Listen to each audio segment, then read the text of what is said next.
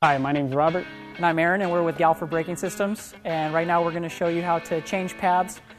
So removing the caliper, taking the old pads out, we're going to throw a new set of pads in and reinstall the calipers. All calipers are different depending on which model you have, so this particular setup may not apply just to you, but there will probably be some small tweaks to get your bike ready. So we're going to start by taking off the right side caliper and show you how it's done.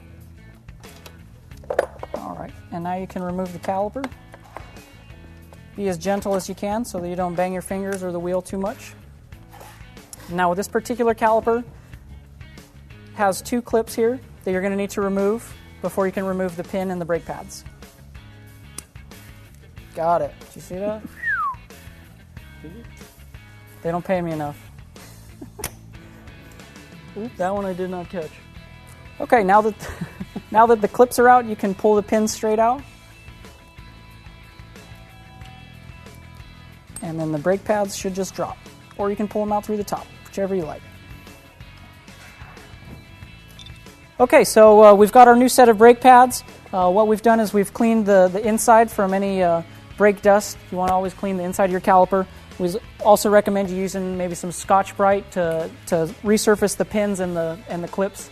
So we're going to do the install. So you can put the brake pads back in, either through the bottom or the top, whichever you prefer. Slide them back in.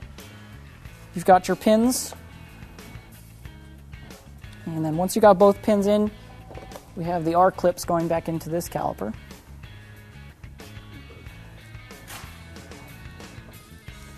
All right, and now that our clips are in, we can reinstall the caliper. We do recommend that with you using a new set of pads, you're going to want to push the pistons back into the caliper while you have it out. That way there's enough clearance for the thicker, newer pad when putting it back onto the rotor.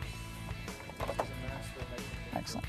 And so once the caliper's back on the rotor, you're going to reinstall the bolts. You want to true the calipers and the wheel so that everything lines up straight. So what we've done is, with the wheel back on, axle's still a little bit loose, pinch bolts are a little bit loose, and the caliper bolts are all a little bit loose. So what you're going to want to do is you're going to want to pump your lever a few times, build up pressure so that your brake pads are grabbing on your rotor, and with pressure held onto it, you're going to want to tighten up your caliper bolts.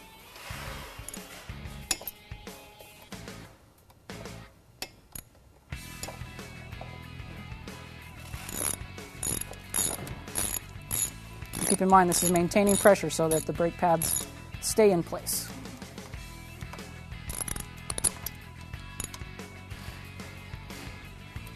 Tighten them up on both sides.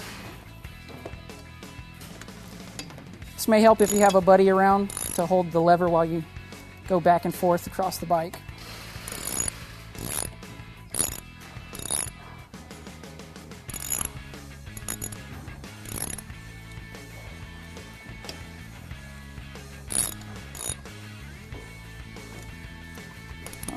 Now the caliper bolts, you want to move to the pinch bolts.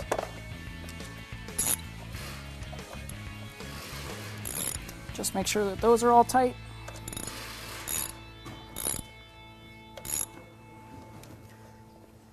Again, both sides.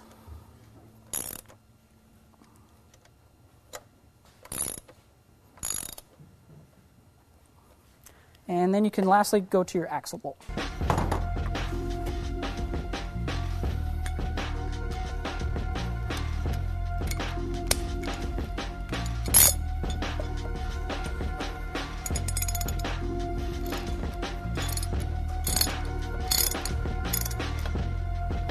When installing the calipers, you are going to want to refer to your owner's manual for torque specifications. Make sure that you do have it torqued down to the recommended tightness. And lastly, you did just install a new thicker pad, so once again you're going to want to check the fluid in the reservoir.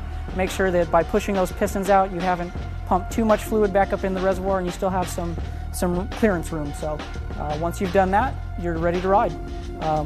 The recommended break-in period for the brake pads, we do recommend 50 to 100 miles of easy break-in, so don't get really heavy on the brakes right off the bat. Take it pretty easy, normal street commuting, riding, take it easy and you'll be good.